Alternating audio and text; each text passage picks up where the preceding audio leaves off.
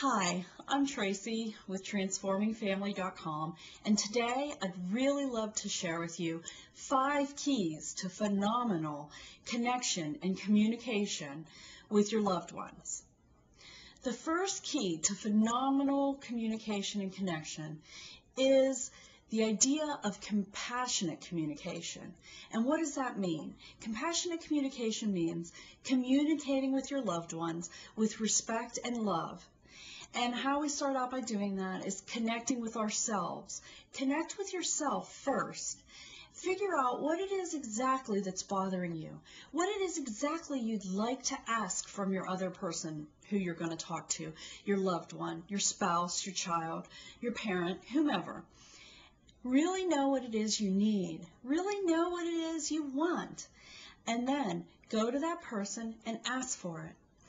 Remember to use your I statements. What that means is go to the other person and say, honey, I feel like I would like some more time to myself.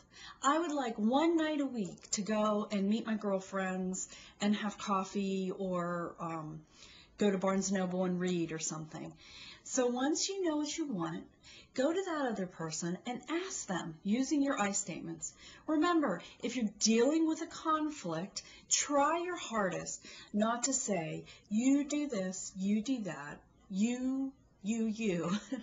Try to remember to say, I feel this, I've noticed that. And then you'll be able to have a conversation without the other person becoming defensive right off the bat. How great would that be, right? Number 2, the second key to phenomenal connection and communication is to be an active listener. When the other person is speaking to you, your spouse, your child, whomever, be sure that you're listening actively. Most of us are in a habit of daydreaming, of thinking about other things, chores we have to get done, something to do with work. Oh, I forgot this email, or I need to go walk the dog. You really need to stay focused and listening to exactly what the other person is saying, so that that person can feel that you love them, that you're listening to them, and that you're connected to what they're saying. And that can really take you far in a better connection with your loved ones.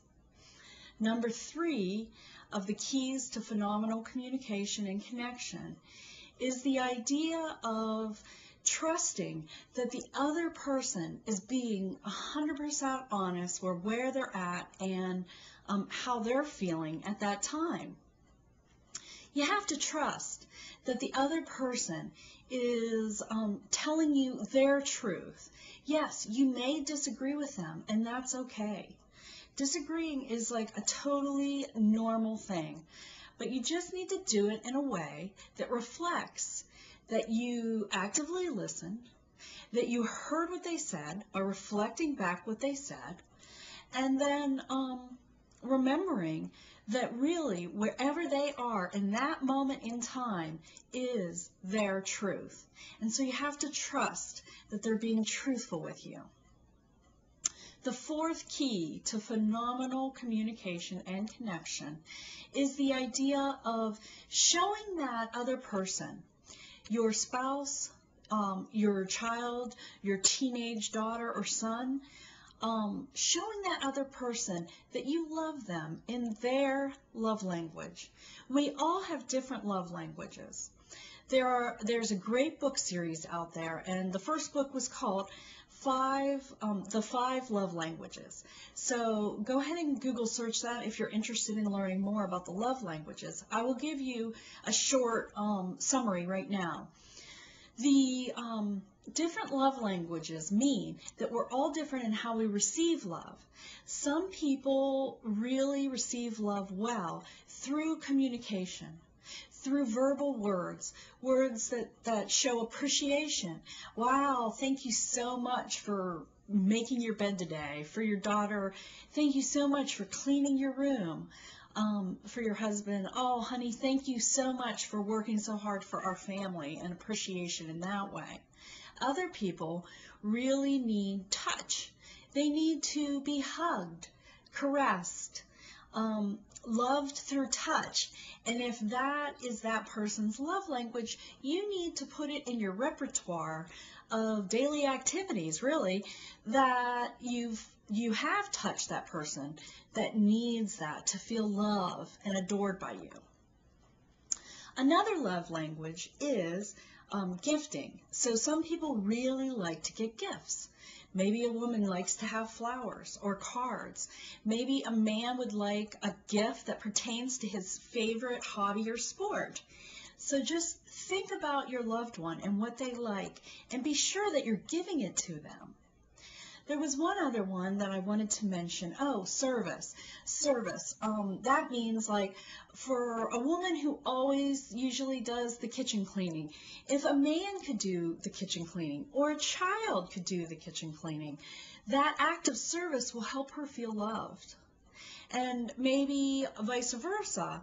A woman could clean her spouse's car or take it to the car wash and have it detailed. And then he would know that she was thinking about him and loving him in a way that he can accept. Having our love cups be full or close to full is really important with receiving love and giving love. Because if we feel depleted, then we cannot give love as freely and as openly as everybody wants to be able to do. And lastly, the fifth key to phenomenal connection and communication is the idea of having fun. Make sure that you take the time to have fun with your loved ones.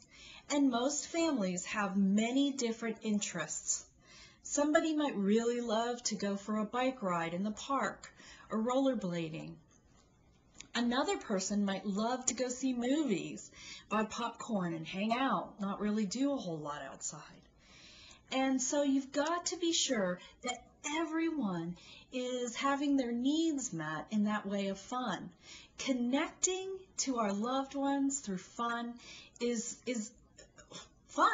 one of the best ways to have a really nice connected day with our family. So I hope that this has helped, and I also want to let you know that there are plenty of other resources on my website, articles written about compassionate communication, mindful parenting, many other subjects, and that is www.transformingfamily.com. You can also find out about my coaching practice. I'm a certified relationship coach, and feel free to contact me anytime, and we could consult about how I could possibly help you better your connections with your family, spouse, or loved one. Thanks.